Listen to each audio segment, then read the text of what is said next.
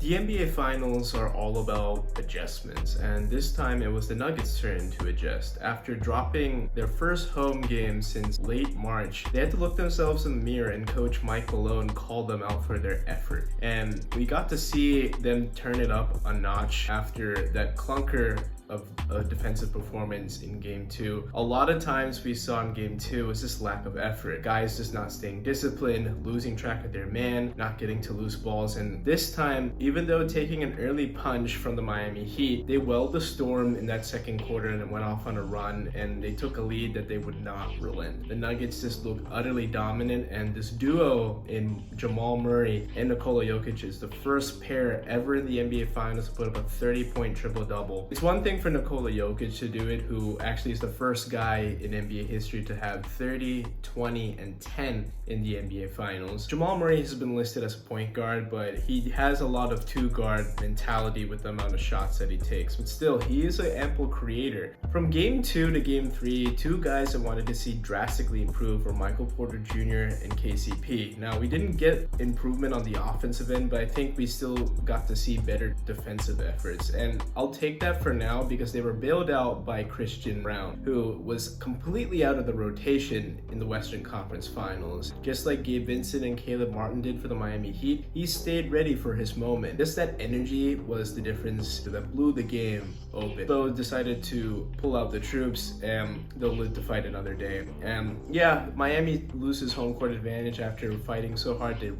gain it in game 2. I think this was a game that Miami knew that they were going to probably get the best punch from Denver. I mean, Mike Malone called out his team. They played with fire. It was phenomenal stuff from Denver. I think this is the best I've ever seen them play in this postseason run. And we're going to have to see some adjustments now from Erik Spoelstra and the Miami Heat. This time, the shooters, Gabe Vincent, Caleb Martin, and Max Strus were no-shows. Gabe Vincent has been the more reliable of the three, and now with him struggling, that creates a huge gap. And I mean, Bam Adebayo didn't have the best shooting stats as anyone who reads the box score, but you can see his impact. And I mean, just being a second option to Jimmy Butler is key for Miami's chances in this series. The biggest thing that we need to see out of Erik Spoelstra's team is that they need to close that rebounding margin, where in this game they were out-rebounded by 25, and Pat Riley has said no rebounds, no rings, so they need to close that gap. Kevin Love is a guy that can still get you a handful of rebounds. He actually led Miami in rebounding in game 2, so definitely can close that gap to anything under 15. I think is a win, even though they have the big size disparity amongst the two teams. It just felt like game 3 was Denver establishing or re-establishing dominance as they were the better team in game 1, barely lost game 2, and now